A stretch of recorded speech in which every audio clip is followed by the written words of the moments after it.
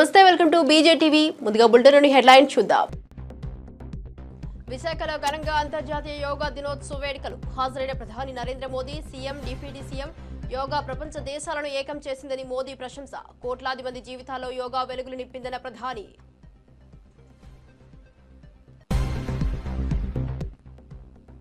BRS MLA పాడి Kaushik Reddy arrest. Quarry యాజమానిని బెదిరించారనేది ప్రధాన ఆరోపణ. శంషాబాద్ విమానాశ్రయంలో అదుపులోకి తీసుకున్న వరంగల్ పోలీసులు. అనంతరం విచారణ నిమిత్తం వరంగల్కు తరలింపు.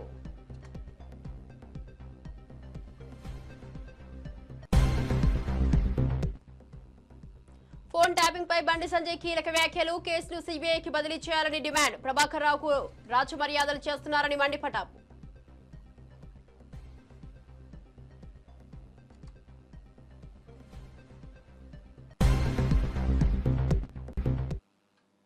డీటెయిల్ చూస్తే యోగా చేయడం వల్ల శారీరక మానసిక ఆరోగ్యం మెరుగుపడుతుందని, ఒత్తిడి తగ్గి రోగ నిరోధక శక్తి పెరుగుతుందని ఆంధ్రప్రదేశ్ ముఖ్యమంత్రి నారా చంద్రబాబు నాయుడు అన్నారు.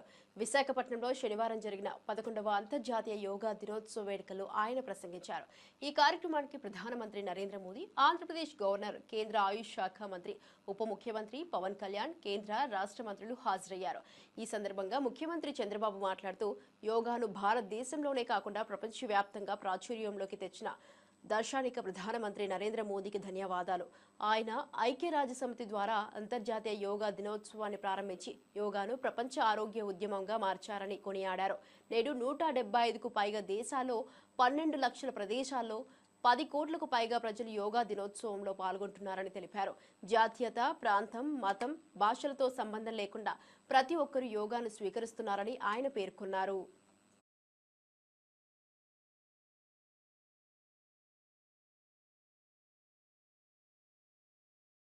ఒక ఉద్యమంలాగా యోగా కార్యక్రమంలో భాగస్వాములయ్యారు, సత్తా చాటారు. యోగాంధ్ర కార్యక్రమం ట్రెండ్ సెట్టర్గా నిలిచింది. నరేంద్ర మోడీ గారు ప్రారంభించిన ఈ ఉద్యమాన్ని మనం అందరం ఆచరించి జీవన విధానంగా మార్చుకొని అందరిలో చైతన్యం తీసుకొస్తూ తెలుగు జాతి ప్రపంచానికి ఆదర్శంగా నిలవాలని మనస్ఫూర్తిగా పిలిపిస్తున్నా. ఈ కార్యక్రమానికి ఇంత విజయవంతంగా నిర్వహించిన ప్రతి ఒక్కరికి మనస్ఫూర్తిగా ధన్యవాదాలు, కృతజ్ఞతలు. జై భారత్, జై ఆంధ్రప్రదేశ్. యోగా అనేది భారతీయులకు దక్కిన అమూల్యమైన గౌరవమని, దీనిని ప్రపంచవ్యాప్తం చేసిన ఘనత ప్రధానమంత్రి నరేంద్ర మోదీకే చెందుతుందని జనసేన అధినేత, ఉప ముఖ్యమంత్రి పవన్ కళ్యాణ్ అన్నారు. విశాఖపట్నంలో శనివారం జరిగిన 11వ అంతర్జాతీయ యోగా దినోత్సవ వేడుకల్లో ఆయన ప్రసంగించారు. సూర్య భగవానునికి యోగా విద్యను అందించిన ఆదియోగి పరమశివునికి యోగశాస్త్ర రూపంలో మనకందించిన పతాంజలి మహర్షికి వందనాలు తెలుపుతూ తన ప్రసంగాన్ని ప్రారంభించారు. భారతీయ సనాతన ధర్మం యొక్క విశిష్టతను యోగా ద్వారా విశ్వవ్యాపితం చేసిన దార్శనికులు ప్రధాని నరేంద్ర మోదీ అని పవన్ కళ్యాణ్ కొనియాడారు. యోగా సాధకులు ఎంతటి దృఢ చిత్తాన్ని కలిగి ఉంటారో, ఒత్తిడిని జయించి సంకల్ప సాధకులుగా ఎలా నిలబడతారో చెప్పడానికి ప్రధాని మోదీయే నిలువెత్తు ఉదాహరణని ఆయన పేర్కొన్నారు. అంతర్జాతీయ యోగా దినోత్సవం యావత్ భారత ప్రజలకు, భారతీయులందరికీ దక్కిన గౌరవంగా ఆయన అభివర్ణించారు. చేసిన దార్శనికులు మాత్రం గౌరవ ప్రధానమంత్రి శ్రీ నరేంద్ర మోదీ గారు. భారతీయ సనాతన ధర్మం తాలూకు విశిష్టతను యోగా ద్వారా విశ్వవ్యాపితం చేసిన ఘనత ఆయన సొంతం. యోగా సాధకులు ఎంతటి దృఢచిత్తాన్ని కలిగి ఉంటారు, ఒత్తిడి జయించి సంకల్ప సాధకులుగా ఎలా నిలబడతారన్న దానికి కూడా మన గౌరవ ప్రధాని శ్రీ మోదీజీ గారు నిలువెత్తు ఉదాహరణ. ప్రపంచ యోగా దినోత్సవం యావత్ భారతవానికి, భారతీయులకి దక్కిన గౌరవం. సరిగ్గా ఒక 2014లో అప్పుడే ఐక్యరాజ్య సమితిలో గౌరవ ప్రధానమంత్రి మోదీ గారు ప్రవేశపెట్టినప్పుడు దాదాపు 177 దేశాలు ఈ రెజల్యూషన్కి మద్దతు పలికినాయి. ఇంతమంది మద్దతుని కూడగట్టగలిగి ఈ రోజున మనకి 2015 నుంచి యోగా దినోత్సవం ప్రారంభమైంది. ఈ రోజున గౌరవ ప్రధానమంత్రి మోదీజీ గారి పిలుపు మేరకు మనం మొదట విశాఖ 11వ యోగా దినోత్సవ సంబరాలకు వేదిక అయింది. శ్రీ మోదీజీ గారి సమక్షంలో గౌరవ ముఖ్యమంత్రి వర్యులు శ్రీ చంద్రబాబు నాయుడు గారి కృషితో ప్రపంచ రికార్డుకు వేదికగా నిలిచింది. విశ్వనరులు మోదీజీ గారి పిలుపు మేరకు యోగా ఒక వన్ ఎర్త్ వన్ హెల్త్ ఈ ఆరోగ్యం థీమ్ని ఈ వేదిక నుంచి ప్రతి ఒక్కరూ ముందుకు తీసుకెళ్లాలని మనస్ఫూర్తిగా కోరుకుంటూ, ఇక్కడ ఆసీనులైన మీ అందరికీ ఇక్కడికి వచ్చేసిన ప్రతి ఒక్కరికి కూడా పేరు పేరున నా హృదయపూర్వక వందనాలు, నమస్కారాలు.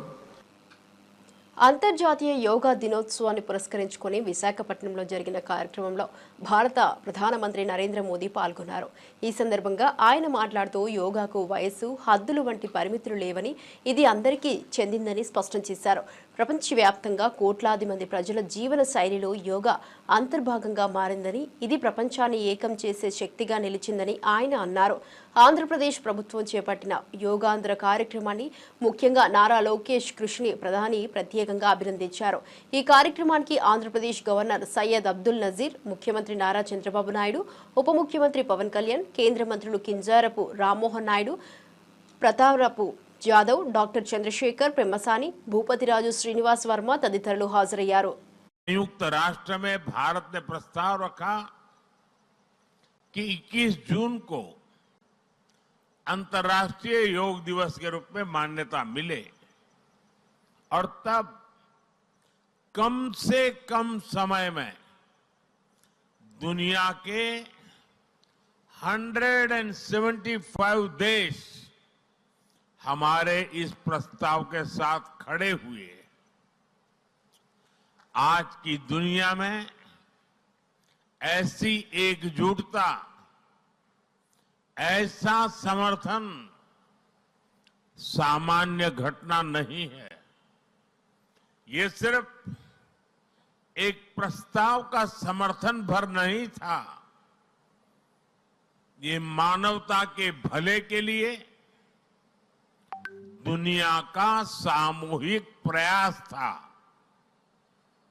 आज 11 साल बाद हम देख रहे हैं कि योग दुनिया भर में करोड़ों लोगों की जीवन शैली का हिस्सा बन चुका है. मुझे गर्व होता है जब मैं देखता हूं कि हमारे दिव्यांग साथी ब्रेल में योग शास्त्र पढ़ते हैं. वैज्ञानिक अंतरिक्ष में योग करते हैं. गांव-गांव में युवा साथी योग ओलंपियाड में भाग लेते हैं. यहां सामने देखिए, ये नेवी के सभी जहाजों में भी अभी बहुत शानदार योगा कार्यक्रम चल रहा है. चाहे सिडनी ओपेरा हाउस की सीढ़ियां हो या एवरेस्ट की चोटी हो या फिर समंदर का विस्तार हो, हर जगह से ఫోన్ ట్యాపింగ్ వ్యవహారంలో బీఆర్ఎస్ ప్రభుత్వం అనేక కుటుంబాల జీవితాలతో ఆడుకుందని కేంద్ర మంత్రి బండి సంజయ్ తీవ్ర ఆరోపణలు చేశారు. ఈ రోజు కరీంనగర్లో జరిగిన అంతర్జాతీయ యోగా దినోత్సవ కార్యక్రమంలో పాల్గొన్న అనంతరం ఆయన మీడియాతో మాట్లాడారు. ఫోన్ ట్యాపింగ్ ప్రధానంగా హైదరాబాద్, సిరిసిల్ల కేంద్రంగా జరిగిందని, దీని వెనుక ఎవరున్నారో ప్రజలకు స్పష్టంగా అర్థమవుతుందని అన్నారు. ఈ అంశంపై రాష్ట్ర ప్రభుత్వం ప్రత్యేక దర్యాప్తు చేపట్టాలని డిమాండ్ చేసిన బండి సంజయ్, సిట్ దర్యాప్తు కేవలం తూతూ మంత్రంగా సాగుతుందని విమర్శించారు. ఎస్ఐబి మాజీ chief Prabhakar Rao, task force మాజీ డీసీసీ రాధాకిషన్ రావు అనేక కుటుంబాలను నాశనం చేశారని ఆరోపించారు. కాంగ్రెస్ ప్రభుత్వం అధికారంలోకి వచ్చాకే ప్రభాకర్ రావు విదేశాలకు పారిపోయి ఇప్పుడు సుప్రీంకోర్టు నుంచి ఊరట పొందితే రాచమర్యాదలు చేస్తున్నారని మండిపడ్డారు. దీని మీద విచారణ జరపాలి. ఇవాళ ప్రభాకర్ రావు అనే వ్యక్తి అనేక కుటుంబాలను నాశనం చేశాడు. అనేక మంది మాలాంటి కార్యకర్తలు ఉసురు పోసుకున్నటువంటి మూర్ఖుడు ప్రభాకర్ రావు అంటాడు. ఈ ప్రభుత్వం రాచమర్యాదతో చేస్తున్నది. ఈ ప్రభుత్వం ఏర్పడిన తర్వాతనే ఆయన ఇక్కడి నుంచి వారిపోయాడు. ఈ ప్రభుత్వం, కాంగ్రెస్ పార్టీ ప్రభుత్వం ఏర్పడిన తర్వాతనే ఫోన్ ట్యాపింగ్ నిందితులు అందరూ తప్పించుకునే ప్రయత్నం చేశారు. అమెరికా ఎప్పుడు వారిపోయాడు? కాంగ్రెస్ పార్టీ ప్రభుత్వం ఏర్పడిన తర్వాత. ఇలా కూడా కోర్టుకు పోయాడు. కోర్టు నుంచి ఉత్తర్వులు తీసుకొచ్చున్నాడు, రాష్ట్ర మర్యాదలతో వేయాలని చెప్పి ఉత్తర్వులు తీసుకున్నాడు. కోర్టును గౌరవించాల్సిన బాధ్యత మనకు ఉంది కాబట్టి దానికి అనుగుణంగా తప్పించుకునే ప్రయత్నం చేస్తూ ఉన్నాడు. ప్రభాకర్ రావు కానీ రాధాకిషన్ రావు అనే వ్యక్తులు కానీ వీళ్ళిద్దరూ అనేక మంది ఇతర పార్టీలకు సంబంధించిన కార్యకర్తలు ఉసురు పోసుకున్న వ్యక్తులు వీళ్ళు. ఇవాళ ఇతర పార్టీ నాయకుల ఫోన్ ట్యాపింగ్ కాదు, బీఆర్ఎస్ పార్టీ నాయకుల ఫోన్ ట్యాపింగ్ కూడా చేశారు. భార్య భర్తలుంటే ఫోన్ వినడమే, కొడుకు తల్లింటే ఫోన్ వినడమే, జడ్జిల ఫోన్లు కూడా ఫోన్ ట్యాప్ చేశారు, జడ్జిలో కూడా. కాబట్టి జడ్జిలో కూడా ఫోన్ ట్యాప్ చేశారు కాబట్టి దీన్ని సిబిఐకి ఇవ్వాల్సిన బాధ్యత రాష్ట్ర ప్రభుత్వం మీద ఉంది. ఇదే ముఖ్యమంత్రి గారు ఎన్నికల సమయంలో అనేక సందర్భాల్లో సిబిఐ విచారణ జరపాలని ముఖ్యమంత్రి గారు కోరారు, రేవంత్ రెడ్డి గారు కోరారు. తెలంగాణ జల వనరులను గత బీఆర్ఎస్ ప్రభుత్వం పూర్తిగా తాకట్టు పెట్టిందని, ఎప్పుడూ ఆ పార్టీ నేతలు నీతి వ్యాఖ్యలు వెల్లడించడం విడ్డూరంగా ఉందని కాంగ్రెస్ పార్టీ ఎమ్మెల్సీ అద్దంకి దయాకర్ తీవ్ర స్థాయిలో ఆరోపించారు. బనకచెర్ల ప్రాజెక్టు విషయంలో మాజీ ముఖ్యమంత్రి కేసీఆర్ ఎందుకు నోరు విప్పడం లేదని ఆయన సూటిగా ప్రశ్నించారు. ఆనాడు బనకచెర్లకు కేసీఆర్ అవకాశం కల్పించి కళ్ళు మూసుకొని కూర్చున్నారని విమర్శించారు. కృష్ణా జిల్లాలో తెలంగాణకు కేవలం 299 టీఎంసీల వాటాకు కేసీఆర్ ఎందుకు అంగీకరించారో చెప్పాలని అద్దంకి దయాకర్ డిమాండ్ చేశారు. తెలంగాణ మీ అయ్య జాగిరా, అందుకేనా 299 టీఎంసీలకు ఒప్పుకున్నారు అని నిలదీశారు. అపెక్స్ కౌన్సిల్ సమావేశాలకు కేసీఆర్ 2 సార్లు గైర్హాజరయ్యారని గుర్తు చేశారు. జగన్ కేసీఆర్ ఎందుకు స్నేహం చేశారో, ప్రగతి భవన్కు ఎందుకు పిలిపించుకున్నారో వెల్లడించాలని అన్నారు. ఇక బీఆర్ఎస్ పాలనలో చేసిన తప్పులను కప్పిపుచ్చుకోవడానికి హరీష్ రావు ఇప్పుడు బనకచెర్ల అంశంపై మాట్లాడుతున్నారని ఆరోపించారు. చాలా స్పష్టంగా అంశంలో దక్షిణ తెలంగాణకు సంబంధించి పూర్తిగా అన్యాయం జరుగుతున్నది. ఈ విషయంలో కేసీఆర్ చేసిన తప్పును సరిదిద్దాలంటే మళ్ళీ రిడ్రెసల్ పాలసీ తీసుకోవాల్సిన అవసరం ఉంది. 299 టీఎంసీలే కాదు, అంతకంటే ఎక్కువ రావాల్సిన వాటా వల్ల మహబూబ్ నగర్ కానీ, నల్గొండ కానీ, ఖమ్మం కొంత ప్రాంతం కానీ నష్టపోతున్నదని మేము ఇలా కేంద్ర ప్రభుత్వానికి లేదంటే సిడబ్ల్యూస్కి సంబంధించిన వాళ్ళకు కూడా ఇలా మేము డిమాండ్ చేస్తున్నాం. అపెక్స్ కౌన్సిల్ పదే జరగకపోవడానికి కారణం ఏంది అని అంటే, ఒక పార్టీ వస్తే ఇంకొక పార్టీ రావట్లేదని ఒక మిత్రుడు చెప్తున్నాడు. ఏ పార్టీ రావట్లేదంటే తెలంగాణ పార్టీ రెండోసారి రాలేదు, తెలంగాణ వైపు నుంచి రాలేదు. ఇప్పుడు 2 బోర్డులు, అది కృష్ణా కానీ గోదావరికి సంబంధించిన అంశంలో కృష్ణా మీటింగ్లకు ఆంధ్రప్రదేశ్ నుంచి అధికారులు కానీ దానికి సంబంధించిన ఎవరైతే బాధ్యులు ఉంటారో వాళ్ళు రావట్లేరు. కాబట్టి ఇలా తెలంగాణకు జరుగుతున్న అన్యాయం మీద, తెలంగాణకు జరుగుతున్న నష్టం మీద రేవంత్ రెడ్డి గారు తెగించి కొట్లాడే దమ్ముంది. ఇక మాట్లాడితే ఏవేవో మాట్లాడుతున్నారు, ఏంది పనికిరాని రాజకీయాలన్నీ మాట్లాడుతున్నారు. ఏమని ఆయన ఏందో సీరియస్గా లేడు, ఆయన ఏందో తెలియకుండా ఉంటున్నాడు. తెలియకుండా కాదు, ఇవాళ మీ తెలివి తక్కువతనాన్ని బయట పెడుతున్నాడు కాబట్టి ఇలాంటి పరిస్థితి వచ్చిందని చెప్పి తెలియజేస్తూ, ఇవాళ తెలంగాణ వాటా విషయంలో కాంగ్రెస్ ప్రభుత్వం ఎక్కడ కూడా తగ్గకుండా వ్యవహరించడమే కాకుండా ఉమ్మడి రాష్ట్రాలు ఏవైతే ఉమ్మడి రాష్ట్రం ఆంధ్రప్రదేశ్ ఉన్నదో ఆ ప్రజల మధ్యన వైరుధ్యాలకు బీజేపీ కూడా మీరు ఆజ్యం పోసినట్టుగా ఉండకండి, పరిష్కరించండి. రెండు తెలుగు ప్రాంతాలు కలిసి ఉండాలని చూసినప్పటికి కూడా తెలంగాణ రాష్ట్ర రాజకీయాల్లో మరో కీలక పరిణామం చోటు చేసుకుంది. హుజూరాబాద్ నియోజకవర్గానికి చెందిన బీఆర్ఎస్ ఎమ్మెల్యే పాడి కౌశిక్ రెడ్డి పోలీసులు అరెస్టు చేశారు. ఒక క్వారీ యాజమానిని బెదిరించారన్న ఆరోపణలపై ఆయనపై ఈ చర్యలు తీసుకున్నారు. కౌశిక్ రెడ్డిపై క్వారీ యాజమానిని బెదిరించినట్లుగా ఆరోపణలు రావడంతో వరంగల్ సుబేదారి పోలీసులు కేసు నమోదు చేశారు. ఈ క్రమంలో శనివారం ఆయనను శంషాబాద్ అంతర్జాతీయ విమానాశ్రయంలో పోలీసులు అదుపులోకి తీసుకున్నారు. అరెస్టు అనంతరం తదుపరి విచారణ నిమిత్తం కౌశిక్ రెడ్డిని వరంగల్కు తరలించారు. ఎమ్మెల్యే పాడి కౌశిక్ రెడ్డిపై పోలీసులు భారతీయ న్యాయ సంహితలోని పలు సెక్షన్ల కింద కేసులు నమోదు చేసినట్లు సమాచారం. ముఖ్యంగా బిఎన్ఎస్ సెక్షన్ 308, 308 మరియు 352 కింద ఆయనపై అభియోగాలు మోపినట్లు తెలుస్తోంది. ఇక ఈ ఘటనకు సంబంధించిన మరిన్ని వివరాలు పోలీసులు విచారణ అనంతరం వెల్లడయ్యే అవకాశం ఉంది.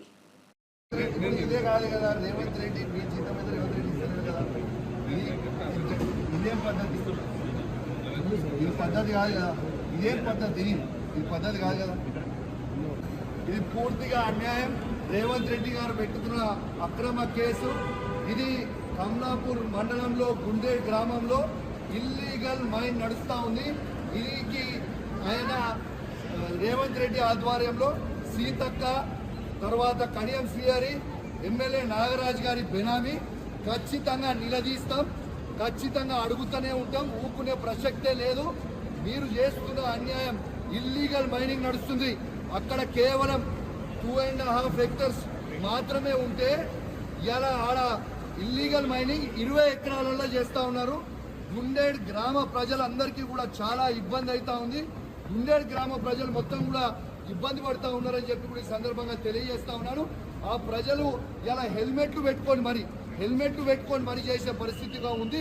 ఇలా ప్రజలందరూ కూడా గమనించాలి. ఇలా రేవంత్ రెడ్డి గారు చేస్తున్న అక్రమ అరెస్టులు, అక్రమ కేసులకి నువ్వు రేవంత్ రెడ్డి గుర్తుపెట్టుకో, నువ్వు ఎన్ని కేసులు పెట్టినా, ఎన్ని బెదిరించినా భయపడేది లేదు. నీ సంగతి తప్పకుండా చెప్తాం, ఖచ్చితంగా ప్రజలలో చెప్తాం, ఖచ్చితంగా చెప్పే ప్రయత్నం చేస్తాం. జై తెలంగాణ, జై కేసీఆర్. రాష్ట్ర వ్యాప్తంగా అంతర్జాతీయ యోగా దినోత్సవ కార్యక్రమాలు విజయవంతంగా ముగిసిన నేపథ్యంలో సీఎం చంద్రబాబు విశాఖపట్నం కలెక్టర్ కార్యాలయంలో మంత్రులు, అధికారులతో సమీక్ష సమావేశం నిర్వహించారు. ముఖ్యంగా విశాఖపట్నంతో పాటు రాష్ట్రంలోని వివిధ ప్రాంతాల్లో యోగా దినోత్సవం జరిగిన తీరుపై ఈ సమావేశంలో చర్చించారు. యోగా దినోత్సవం ఇంతటి ఘన విజయం సాధించడం పట్ల సీఎం చంద్రబాబు హర్షం వ్యక్తం చేశారు. ప్రజల సహకారం, వారి క్రియాశీల భాగస్వామ్యం, అన్ని ప్రభుత్వ విభాగాల సమన్వయంతోనే ఇది సాధ్యమైందని పేర్కొన్నారు. ఇలాంటి ఒక మంచి కార్యక్రమంలో ఇది గొప్ప ముందడుగు అని ఆయన వ్యాఖ్యానించారు. అంతర్జాతీయ యోగా దినోత్సవాన్ని విజయవంతం చేయడంలోనూ, పలు ప్రపంచ రికార్డులు సాధించడంలోనూ కీలక పాత్ర పోషించిన మంత్రులు, శాసనసభ్యులు, ప్రభుత్వ ఉద్యోగులు, అధికారులను సీఎం చంద్రబాబు ప్రత్యేకంగా అభినందించారు. మంత్రులు, ఎమ్మెల్యేలు ఎంతో బాధ్యతాయుతంగా వ్యవహరించి కార్యక్రమాలను విజయవంతం చేసిన తీరును ఆయన ప్రశంసించారు. ఆయన ఒకరోజు నేను పోయినప్పుడు అమరావతికి రీస్టార్ట్ ఆఫ్ వర్క్స్ కోసం వెళ్ళాను. ఆ రోజు మాట్లాడుతూ ఉంటే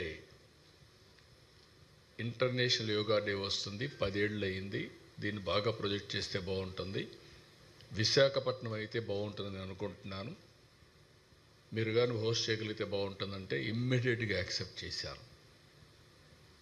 నేను ఈ మాత్రం ఉద్యమ స్ఫూర్తి రావాలంటే 10 ఏళ్ళు పట్టేది, అది ఒక్క నెలలో చేయగలిగాం.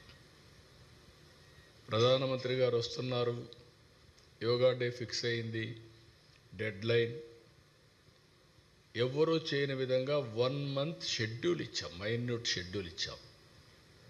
నేను మా క్యాబినెట్ మినిస్టర్స్ అంతా కూడా క్యాబినెట్ సబ్ కమిటీ వేసాం, వండర్ఫుల్ వర్క్ చేశారు, వాళ్ళని అభినందిస్తున్నా. దానికంటే అధికార యంత్రాంగం, సిఎస్ గారి దగ్గర నుంచి, కృష్ణబాబు హెల్త్ సెక్రటరీ దగ్గర నుంచి, జిల్లా కలెక్టర్స్, ప్రత్యేకంగా విశాఖపట్నం కలెక్టర్, అదే సమయంలో డీజీపీ దగ్గర నుంచి పోలీస్ ఆఫీసర్స్, ఇంత పెద్ద ఈవెంట్ని 0 ఇన్సిడెంట్, ఇట్ ఈజ్ హిస్టారికల్. చిన్న ఇన్సిడెంట్ కూడా జరుగుతూ ఉంటాయి, అలాంటివి కూడా జరగకుండా చేయగలిగారంటే టెక్నాలజీ ఉపయోగించారు, ప్రాపర్గా ప్లానింగ్ చేశారు, ట్రాకింగ్ చేశారు, ఎప్పటికప్పుడు అకౌంటబిలిటీ తీసుకొచ్చారు, కంట్రోల్ రూములు పెట్టి. అదే సమయంలో ఈవెంట్ కూడా సక్సెస్ కావడానికి మీరు చూస్తే ఒక మంచి ఈవెంట్ కూడా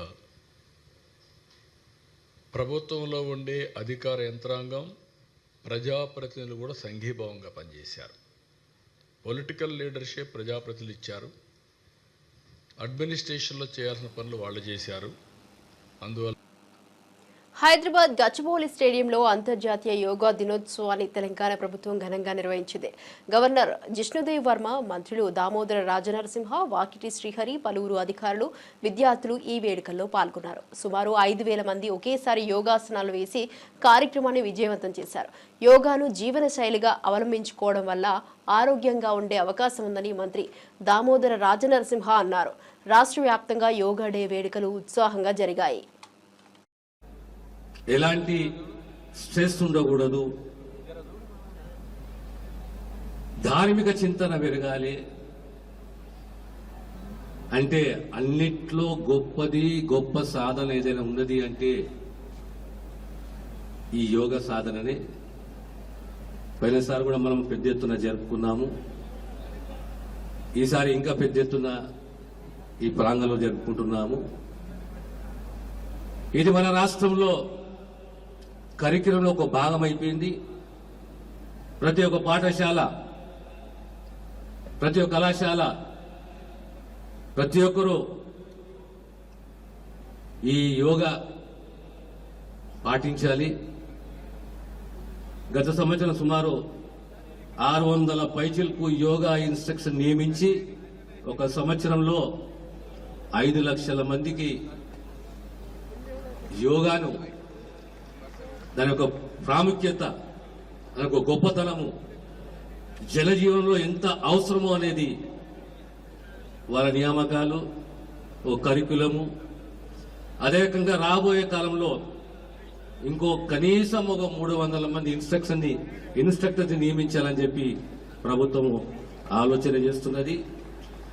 so yoga should be A part of our life. Our food habits, our lifestyle, our mental stress.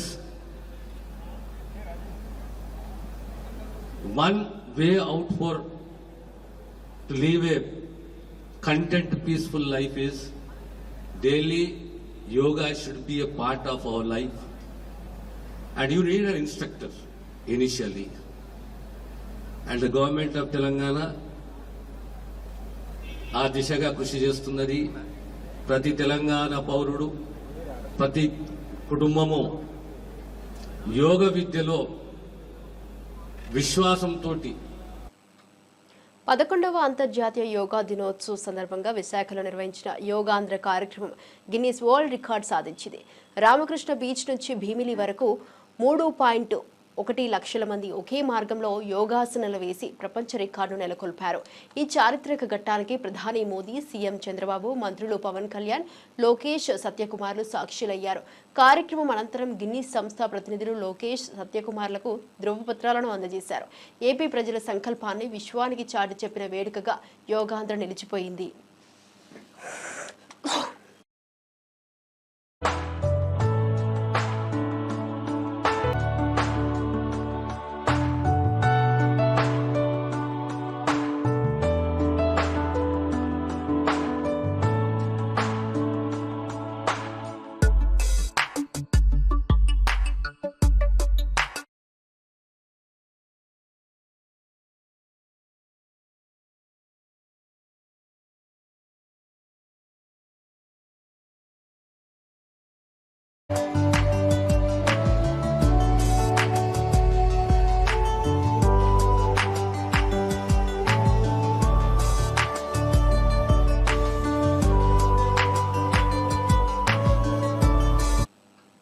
తిరుమలలో శ్రీవారిని కుటుంబ సభ్యులతో కలిసి మాజీ మంత్రి పెద్దిరెడ్డి రామచంద్రారెడ్డి దర్శించుకున్నారు.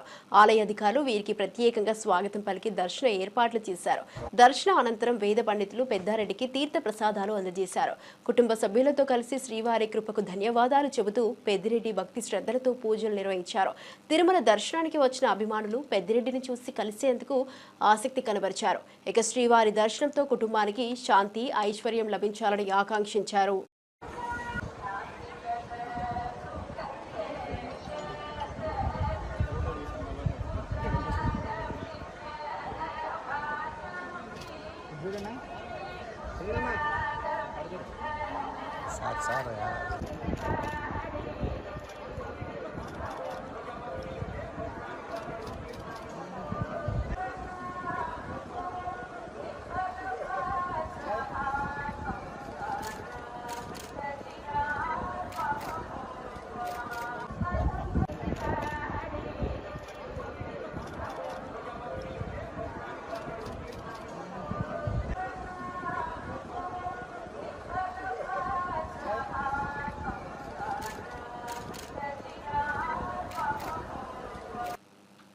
లిక్కర్ స్కామ్ కేసులో రిమాండ్లో ఉన్న వైసీపీ మాజీ ఎమ్మెల్యే చెవిరెడ్డి భాస్కర్ రెడ్డికి ఆరోగ్య సమస్యలు తలెత్తాయి. ఛాతీలో నొప్పి ఏర్పడటంతో ఆయనను విజయవాడ ప్రభుత్వ ఆసుపత్రికి తక్షణమే తరలించారు. ప్రస్తుతం వైద్యులు చెవిరెడ్డిని పరిశీలిస్తున్నారు. సాయంత్రం వరకు వైద్యుల పర్యవేక్షణలో ఉండనున్నట్లు సమాచారం. ఇక జిల్లా జైలులో రిమాండ్ ఖైదీగా ఉన్న ఆయన ఆరోగ్య పరిస్థితిపై వైద్యులు అన్ని పరీక్షలు చేపడుతున్నారు. కుటుంబ సభ్యులు, వైసీపీ శ్రేణులు ఆందోళన వ్యక్తం చేస్తున్నారు.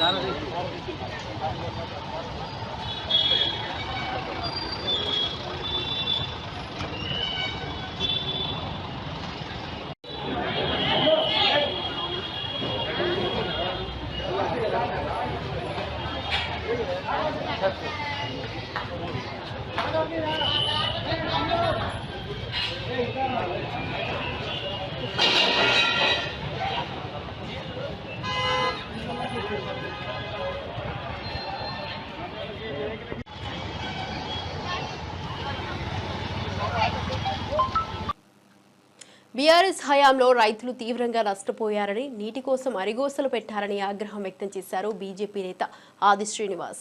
బనకచెర్ల ప్రాజెక్టును బీఆర్ఎస్ నాయకులే తాము వ్యతిరేకించారని, ఇప్పుడు అదే విషయాన్ని హైలైట్ చేస్తూ మాటలు మార్చడం ఏంటని ప్రశ్నించారు. కేంద్ర జలవనరుల శాఖకు నేకలు రాష్ట్ర చరిత్ర బీఆర్ఎస్కే చెల్లుబాటు అవుతుందన్నారు. బీఆర్ఎస్ నేతలు రాజకీయ లబ్ధి కోసమే ఇప్పుడు రైతుల పక్షాన మాట్లాడుతున్నట్టు నటిస్తున్నారని విమర్శించారు. మామ అల్లుళ్ళు ఇద్దరు కూడా 10 సంవత్సరాలు సాగునీటి శాఖ మార్చిలుగా ఉండి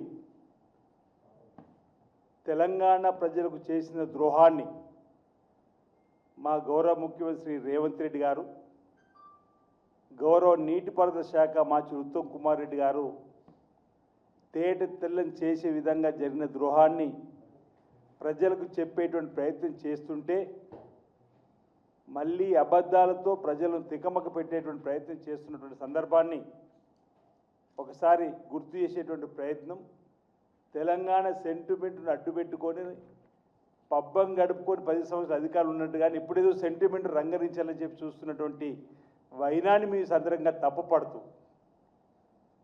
అసలు ఈ బనకచెర్ల వ్యవహారాన్ని మా ప్రభుత్వం తీవ్రంగా తప్పుపడుతూ వ్యతిరేకిస్తూ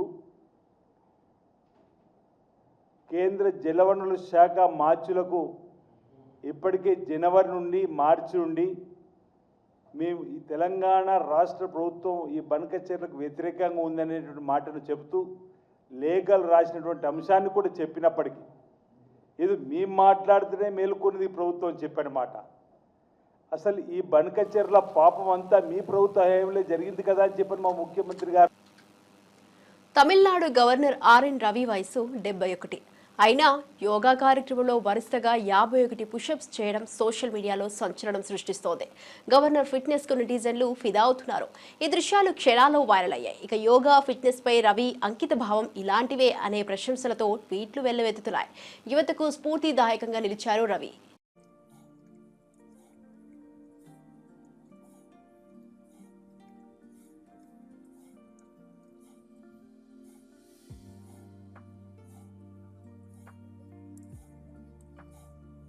(22, 23, 24, 25, 26, 27.